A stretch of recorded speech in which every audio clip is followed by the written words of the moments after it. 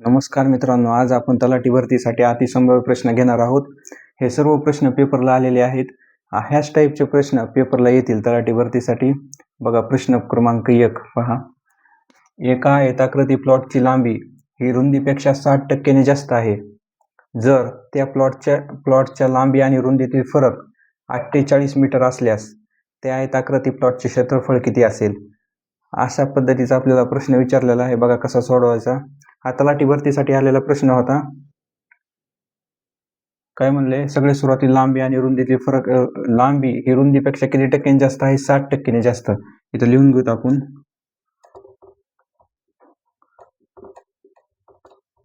लांबी आणि रुंदी. आपल्याला लांबी पण माहित नाही आणि रुंदी पण माहित नाही. आपल्याला आयताचे क्षेत्रफळ काढण्यासाठी लांबी पण माहिती पाहिजे आणि रुंदी पण माहिती पाहिजे.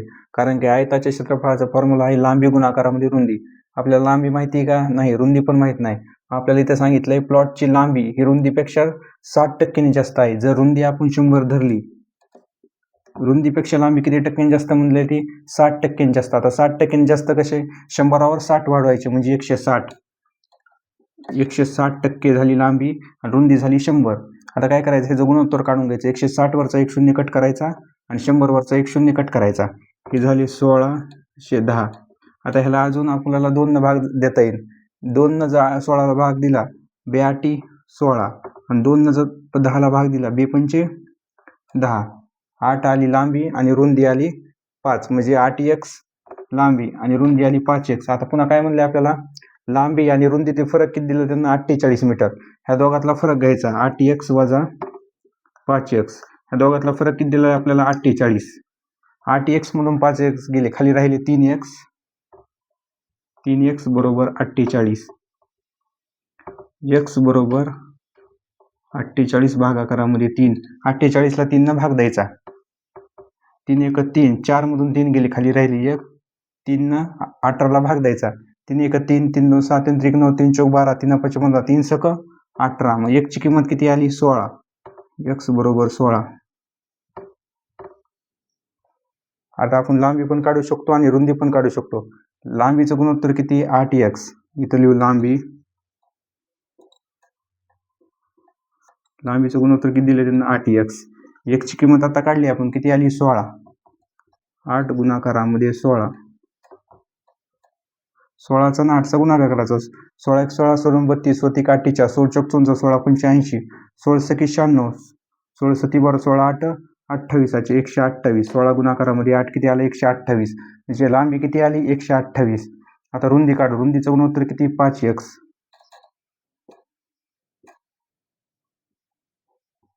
5x. x ची किंमत आता काढली आपण, किती आली? 16. 5 गुणाकारामध्ये 16. 16 पंचे 80. रुंदी किती आली? 80 आली. मग आपल्याला काय विचारलंय? तर त्या आयताकृती प्लॉटचे क्षेत्रफळ किती? मग प्लॉटचे क्षेत्रफळ कसं काढायचं? आयताकृती लांबी गुणाकारामध्ये रुंदी.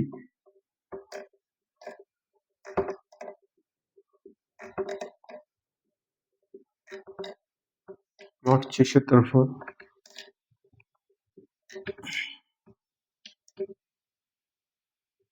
यांचा फॉर्म्युला काय आहे? आयताचा क्षेत्रफळ काढायचा, लांबी गुणाकारामध्ये रुंदी. लांबी किती आली आपली? 128 आणि रुंदी किती? 80. आता फक्त ह्या दोघांचा गुणाकार करायचा. 180 गुणाकारामध्ये 128 गुणाकारामध्ये 80. हा शून्य काढायचा, इथं लिहायचा. हे 8 न 8ला गुणायचा. 8 8 64, 64ला 4चा, हातचे आले 6. 12 8 96, 96 आणि 6 किती? 96 आणि 6 102. म्हणून त्या आयताकृती प्लॉटचे जे क्षेत्रफळ आलेले आहे ते किती आले? 10,240. ऑप्शन क्रमांक 3. प्रश्न क्रमांक 2 पहा. एका वर्तुळाचे क्षेत्रफळ एका आयताच्या क्षेत्रफळा इतके आहे. जर त्या वर्तुळाचा व्यास आणि आयताची लांबी 140 मीटर असल्यास त्या आयताची रुंदी किती असेल? अशा टाईपचा आपल्याला प्रश्न विचारलेला आहे. बघा कसा सोडवायचा. काय म्हणलंय? एका वर्तुळाचे क्षेत्रफळ आणि आयताचे क्षेत्रफळ कसं आहे? सारखंच आहे. पण जेवढं वर्तुळाचे क्षेत्रफळ येईल तेवढंच आयताचं क्षेत्रफळ असेल असं म्हणलंय ती. जर त्या वर्तुळाचा व्यास आणि आयताची लांबी 140 मीटर असल्यास त्या आयताची रुंदी किती? वर्तुळाचा व्यास किती दिलाय आपल्याला 140. मग वर्तुळाच्या व्यासापासून आपण काय करू, वर्तुळाचं क्षेत्रफळ काढून घेऊ. मग वर्तुळाचं क्षेत्रफळ काढल्याच्या नंतर मग ते आयताचे क्षेत्रफळ वर्तुळाचं क्षेत्रफळ कसं बनलंय सारखंच. मग वर्तुळाचं क्षेत्रफळ आयताचं काढल्याच्या नंतर मग त्याला काय करू आपण 140 जर भाग दिला तर आपल्याला रुंदी भेटून जाते. सगळ्या सुरुवातीला आपण वर्तुळाचे क्षेत्रफळ काढून घेऊ. व्यास किती दिलाय त्यांना 140 मीटर. मग आपण सगळे सुरुवातीला आपण कसं काढायचं, त्रिज्या नेहमी 7 घ्यायची. त्रिज्याच्या दुप्पट किती असतो व्यास, त्रिज्याचा दुप्पट व्यास असतो 14. व्यास 14. परीघ किती घ्यायचा, मूळ परीघ 44 आणि क्षेत्रफळ घ्यायचं 154. हे नेहमीसाठी लक्षात ठेवा, सूत्र वापरायची गरज नाही. ह्याच्यापासून आपल्याला वर्तुळाचे क्षेत्रफळ काढता येईल. 154 घ्यायचं क्षेत्रफळ. आता आपल्याला व्यास किती दिला 140. 140 लिहायचा. मूळ व्यास किती आपला, बेसिक व्यास आहे 14. 14 ने 140 भागायचं, किती पटीने वाढलाय बघायचा. 14 1 14. हा शून्य जसा तसा, म्हणजे व्यास किती पटीने वाढला, 10 पटीने व्यास वाढला. मग त्रिज्या सुद्धा 10च पटीने वाढणार, परीघ सुद्धा 10च पटीने वाढणार. मात्र क्षेत्रफळ मात्र ह्याच्या वर्गाच्या पटीने वाढते. 10चा वर्ग किती 10चा वर्ग 100. मग 100 पटीने क्षेत्रफळ वाढणार. त्रिज्या व्यास परीघ हे सारख्या प्रमाणात बदलतात. क्षेत्रफळ मात्र ह्यांच्या तिघांच्या वर्गाच्या पटीने बदलत असतं.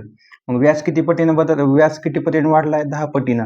आपल्याला क्षेत्रफळ काढायचं. मग क्षेत्रफळ ह्याच्या वर्गाच्या पटीने बदलत आहे. 10चा वर्ग किती 100.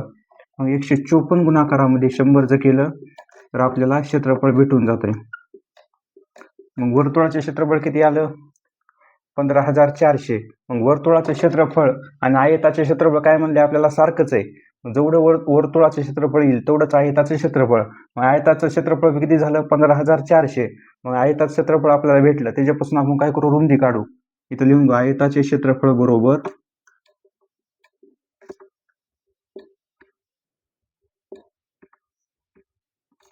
काय सूत्र ह्याचं, लांबी गुणाकारामध्ये रुंदी.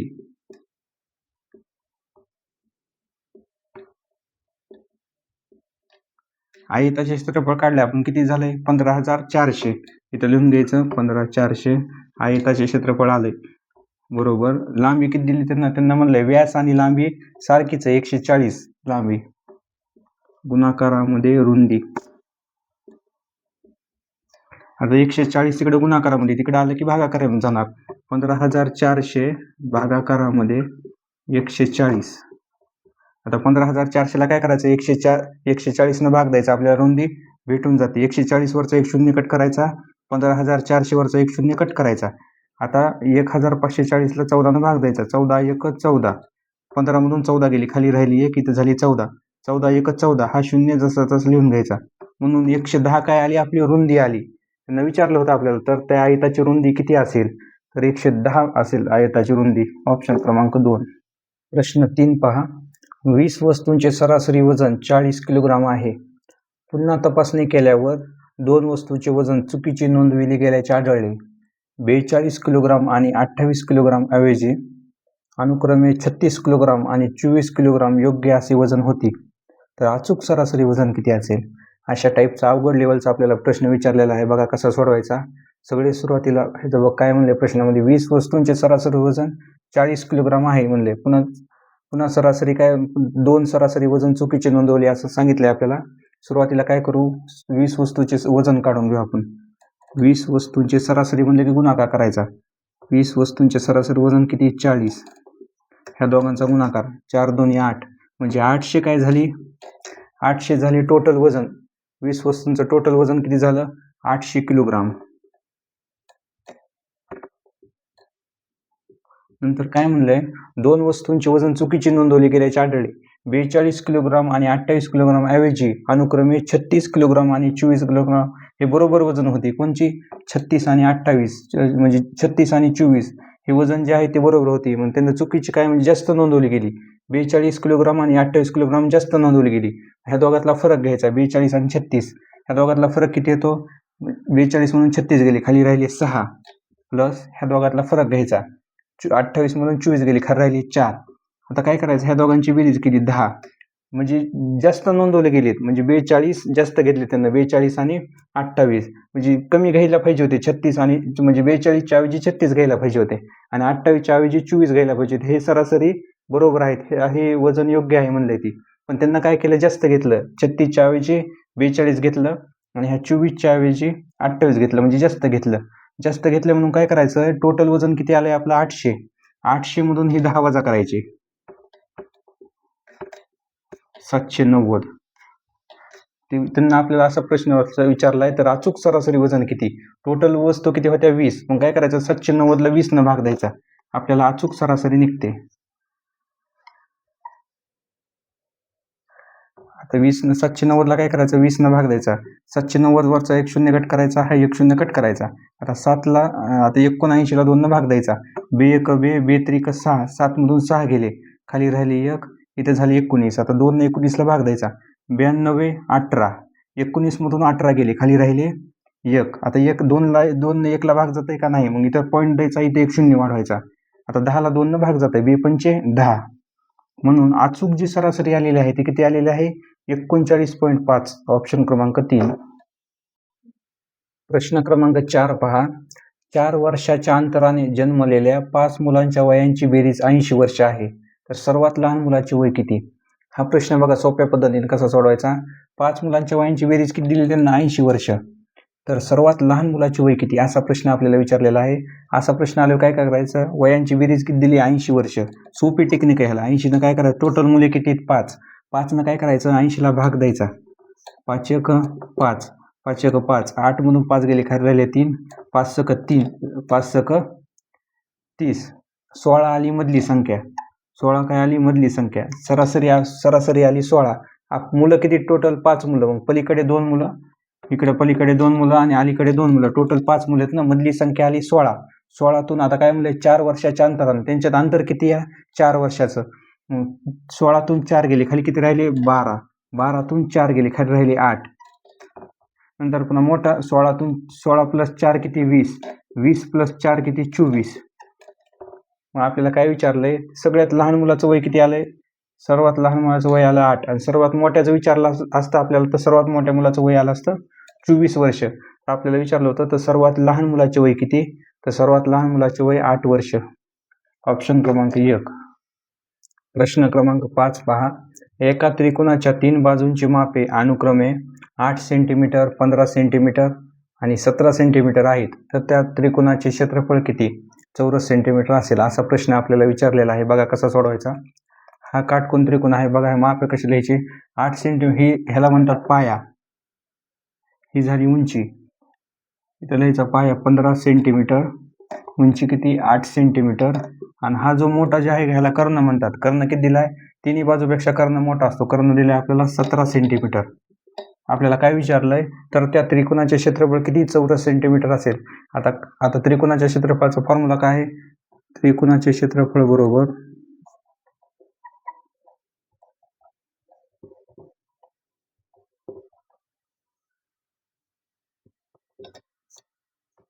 एक छेद 2 पाया गुणाकारामध्ये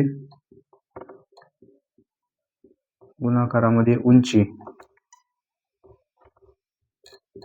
पाया गुणाकारामध्ये उंची 1/2. पाया किती आपला, 15 सेंटीमीटर. मग पायाच्या खाली पाया लिहायचा 15 सेंटीमीटर.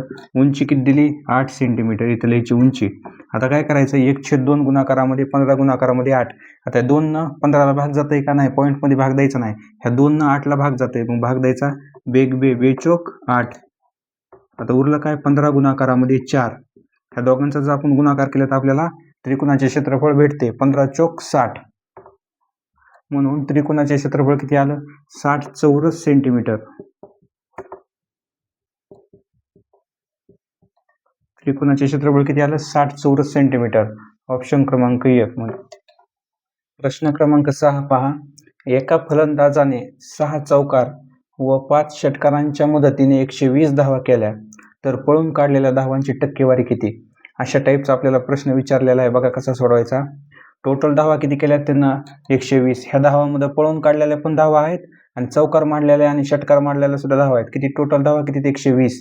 सुरुवातीला आपण काय करू, त्यांना चौकार मारून किती धावा केल्या आणि षटकार मारून किती धावा केल्या, ह्याच्यातून जर आपण वजा केल्या तर आपल्याला पळून काढलेल्या धावा मिळतात. आता चौकाराला किती, एक चौकार मारले किती धावा मिळतात, 4. मग त्याने किती मारले, 6. 6 गुणाकारामध्ये 4 6 24. षटकार किती मारलेत त्यांना 5. एका षटकारामध्ये 6 गुण असतात. 6 पंचे 30.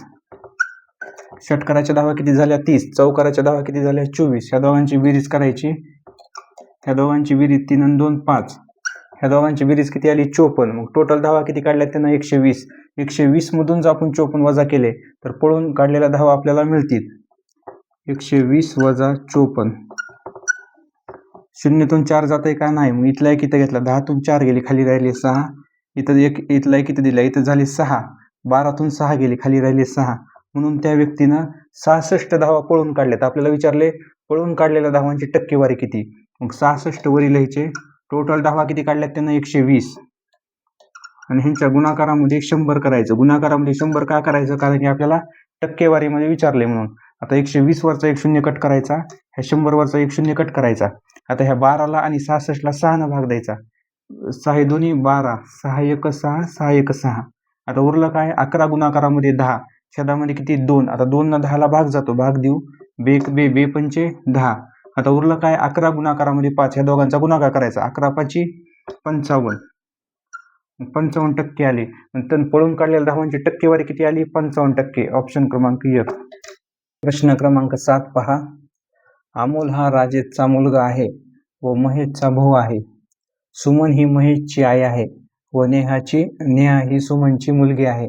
तर पुढीलपैकी कोणते विधान योग्य ठरेल. अशा टाईपचा आपल्याला प्रश्न विचारलेला आहे नातेसंबंधाचा. म्हणजे ऑप्शनमधील कोणतं विधान योग्य ठरेल असा प्रश्न आपल्याला विचारलेला आहे. बघा ह्याची मांडणी कशी करायची. बघा अमोल हा राजेशचा मुलगा आहे. मग राजेश आधी लिहायचं इथं. ह्याची मांडणी बघा कशी करायची. राजेशचा मुलगा कोण आहे अमोल. मग असा ॲरो दाखवायचा. अमोल इथं. अमोल हा राजेशचा मुलगा आहे. अमोलचे वडील कोण राजेश. राजेश वरील लिहायचं आणि ॲरो दाखवून त्याचा मुलगा खाली लिहायचा अमोल. नंतर काय म्हणलंय व महेशचा भाऊ आहे. कोण अमोल बद्दल माहिती सांगायला ते. अमोल हा राजेशचा मुलगा आहे व महेशचा भाऊ आहे. कोण अमोल. मग भावासाठी काय करायचं इक्वल टूचं चिन्ह दाखवायचं. बरोबर चिन्ह. कोण आहे अमोलचा भाऊ महेश. मग महेश इथं लिहायचं बरोबर चिन्हाच्या पुढं. नंतर काय म्हणलंय महेशचा भाऊ आहे अमोल. सुमन ही महेशची आई आहे. महेशची आई कोण. आता हे दोघं भाऊ आहेत. मग अमोलचे वडील कोण आहेत राजेश. महेशचे पण वडील कोण झाले राजेशच झाले. मग आता विचारलंय आपण सुमन ही महेशची आई आहे. मग अमोलची पण कोण झाली आईच झाली. मग इक्वल ह्याला गुणाकाराचं चिन्ह दाखवायचं नवरा बायकोला. राजेशची बायको कोण झाली सुमन. सुमन लिहायची इथं. नंतर काय म्हणलंय महेशची आई आहे सुमन व नेहा ही सुमनची मुलगी आहे. आता सुमनची मुलगी नेहा आहे म्हणजे ह्यांची बहीणच झाली ती. अमोलची महेशची बहीण झाली. बहिणीसाठी आणि भावासाठी काय दाखवायचं इक्वल टूचं चिन्ह दाखवायचं. इथं झाली नेहा. नेहा ही सुमनची मुलगी आहे. तर पुढीलपैकी कोणते विधान योग्य ठरेल. आता आपण प्रत्येक ऑप्शन चेक करून बघू. ही झाली ह्याची आकृती नातेसंबंध. ह्याच्यामधून आपण प्रश्न सोडवू शकतो. पहिला ऑप्शन काय म्हणले राजेश हा महेशचा मामा आहे. राजेश हा महेशचा मामा आहे का नाही. राजेश हे महेशचे वडील आहेत. ऑप्शन क्रमांक 1 येणार नाही. 2 नंबरचा ऑप्शन काय म्हणतंय नेहा ही अमोलची बहीण आहे. नेहा इथं आहे अमोल इथं आहे. नेहा ही अमोलची बहीण आहे का आहे. 2 नंबरचं उत्तर बरोबर आहे. पण तिसरं बी चेक करू आपण. बी ऑप्शन क्रमांक करेक्ट आहे पण चेक करून बघूत आपण 3 नंबर आणि 4 नंबर. सुमन ही नेहाची बहीण आहे. सुमन नेहाची बहीण आहे का नाही. सुमन ही नेहाची आई आहे. ऑप्शन क्रमांक 3 येणार नाही. 4 नंबरचं काय म्हणते ऑप्शन महेश हा राजेशचे वडील आहेत. महेश राजेशचे वडील आहेत का नाही. राजेश हे महेशचे वडील आहेत. महेश राजेशचा मुलगा आहे. ऑप्शन क्रमांक 4 पण येणार नाही. बरोबर ऑप्शन बी होतं. नेहा ही अमोलची बहीण आहे. एकदम ॲक्युरेट ऑप्शन. ऑप्शन क्रमांक बी. प्रश्न क्रमांक 8 पहा. पुणे आणि नाशिक या 2 शहरांमधील अंतर 675 किलोमीटर आहे.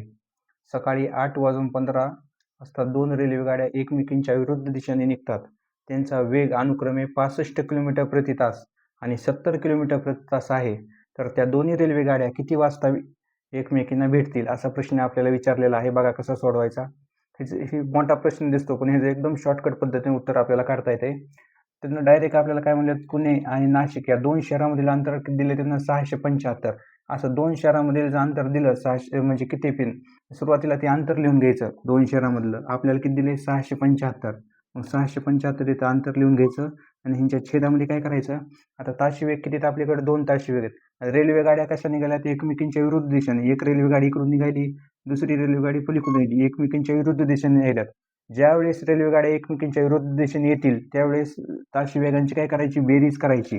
आणि एकाच दिशेने जात असतील रेल्वे गाड्या तेव्हा ताशी वेगांची काय करायची, वजाबाकी करायची. हा कधी पण पॉईंट लक्षात ठेवा. ज्यावेळेस विरुद्ध दिशेने येतील रेल्वे गाड्या तेव्हा बेरीज करायची आणि एकाच दिशेने जात असतील ना त्यावेळेस आपण करायची त्यांची वजाबाकी.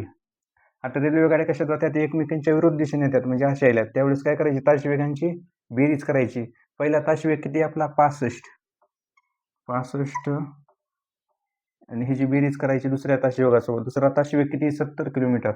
65 + 70 ह्या दोघांची बेरीज करायची. 5 इथं 5ला 5 आणि 7 + 6 किती, 13. टोटल बेरीज किती आली, 135. आता 135 आलेली बेरीज काय करायची, 675ला 135 भाग द्यायचा. आता 675ला 135 काय करायचा, भाग द्यायचा. 15 भाग जातो ह्याला. 15 × 15 15 × 9 35.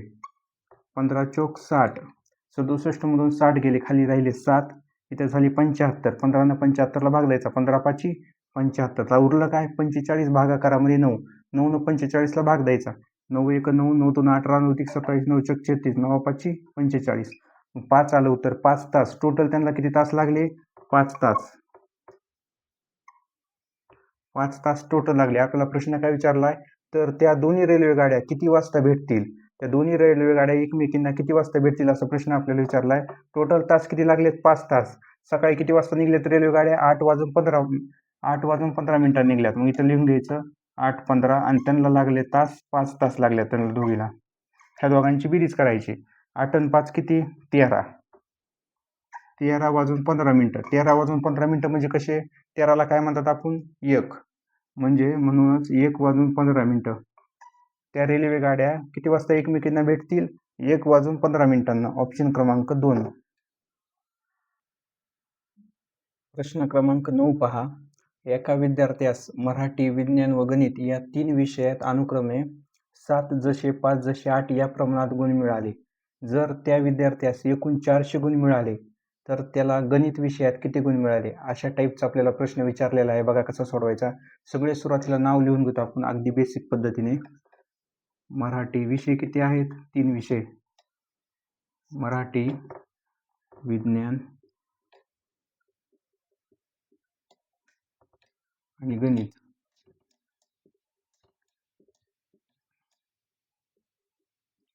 यांचं गुणोत्तर किती दिलंय आपल्याला, प्रमाण किती दिलंय, मराठीचं प्रमाण दिलंय 7 आणि ह्याला x जोडून घ्यायचं.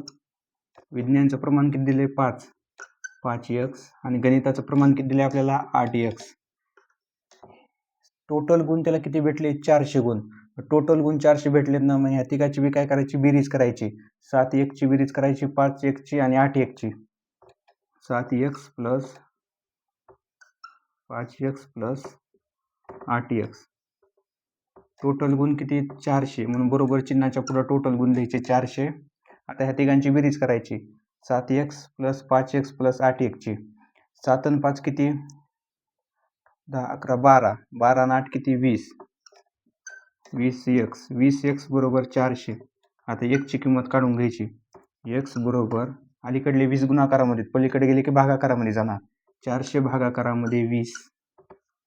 आता 400ला 20 न भाग द्यायचा. 20 वरचा 1 शून्य कट करायचा. 400 वरचा 1 शून्य कट करायचा. उरलं काय, 400 भागाकार 40 भागाकारामध्ये 2. ह्या 2 न 40ला भाग द्यायचा. बे 1 बे, बे 2 4. हा शून्य जसा तसा. मग 1 ची किंमत किती आली, 20. x बरोबर 20. आपल्याला काय विचारलंय, तर त्याला गणित विषयात किती गुण मिळाले. गणित विषयाचं प्रमाण किती आहे, 8x आणि x ची किंमत किती काढली आपण, 20. गणित विषयाचं प्रमाण दिले आपल्याला 8x. 8 गुणाकारामध्ये x ची किंमत आता काढली आपण, किती आहे, 20. 8 गुणाकारामध्ये 20. 8चा आणि 2चा पहिल्यांदा गुणाकार करायचा. 8 2 16 आणि पलीकडला शून्य जसा तसा लिहून घ्यायचा. म्हणून गणित विषयात त्याला किती गुण मिळाले, 160 गुण मिळाले. ऑप्शन क्रमांक 2. प्रश्न क्रमांक 10 पहा. एका गावची सुरुवातीची लोकसंख्या 48,000 आहे पहिल्या वर्षी लोकसंख्येत 15% वाढ झाली व दुसऱ्या वर्षी 10% वाढ झाली तर 2 वर्षानंतर त्या गावची लोकसंख्या किती होईल? अशा टाईपचा आपल्याला प्रश्न विचारलेला आहे. बघा कसा सोडवायचा. आपल्याला काय विचारले? 2 वर्षानंतर त्या गावची लोकसंख्या किती होईल असं म्हणले. 2 वर्षानंतरची लोकसंख्या किती होईल? मग सुरुवात काय करायचं? सगळे सुरुवातीला काय करायचं? अशा प्रश्नामध्ये 2 वर्षानंतर विचारली ना, मग सुरुवातीची लोकसंख्या किती होती? 48,000. सुरुवातीची लोकसंख्या लिहून घ्यायची 48,000 आणि ह्यांच्या गुणाकारामध्ये काय म्हणले? पहिल्या वर्षी किती टक्क्यांनी वाढली? 15% वाढ झाली. आता 15% वाढ म्हणजे किती? सुरुवातीला किती होती? 100%. त्याच्यावर किती वाढली? 15% वाढ म्हणजे 115 झाली. गुणाकारामध्ये पुन्हा काय म्हणले? दुसऱ्या वर्षी किती टक्क्याने वाढली? 10% वाढली. सुरुवातीला होती 100, 10% वाढली म्हणजे 100वर 10 वाढवायची 110. आता ह्यांचं फक्त कॅल्क्युलेशन करायचं. हे 48,000 वरचे 3 शून्य कट करायचे, खालचे 100 वरचे 2 शून्य कट करायचे, इथला 1 शून्य कट करायचा. 3 शून्य कट झाले. 48,000 वरचे 3 शून्य आणि खालचे 3 शून्य कट झाले. आता 110 वरचा 1 शून्य कट करायचा आणि खालच्या 10 वरचा 1 शून्य कट करायचा. आता उरलं काय? 48 गुणाकारामध्ये 115 गुणाकारामध्ये 11. आता ह्या 3 संख्येचा गुणाकार करून घ्यायचा. इकडे करून घेऊ आपण साईडला. सुरुवातीला काय करू? ह्या दोघांचा गुणाकार करून घेऊ. 115 गुणाकारामध्ये 48. 115 गुणाकारामध्ये 48. हे 8चा आणि 5चा गुणाकार करायचा. 8 पंचे 40. 40ला शून्याचा हातचे आले 4. 11 8 88. 88 आणि 4 किती? 92 प्लस या 5चा आणि 4चा गुणाकार करायचा. 5 चोक 20. 20ला शून्याचा हातचे आले 2. 11 4 44. 44 आणि 2 किती झाले? 46. हे 0 हे 2 9 आणि 6 15. 15शीला 5चा हातचा आला 1. 4 आणि 1 किती? 5. ह्या दोघांचा गुणाकार किती आला? 5520. गुणाकारामध्ये राहिले 11.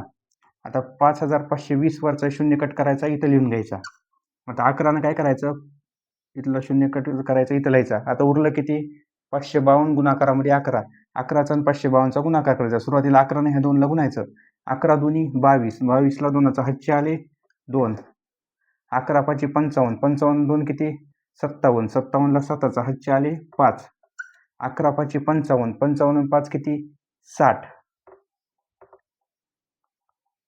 60,720. म्हणून 2 वर्षानंतर त्या गावची लोकसंख्या किती झाली?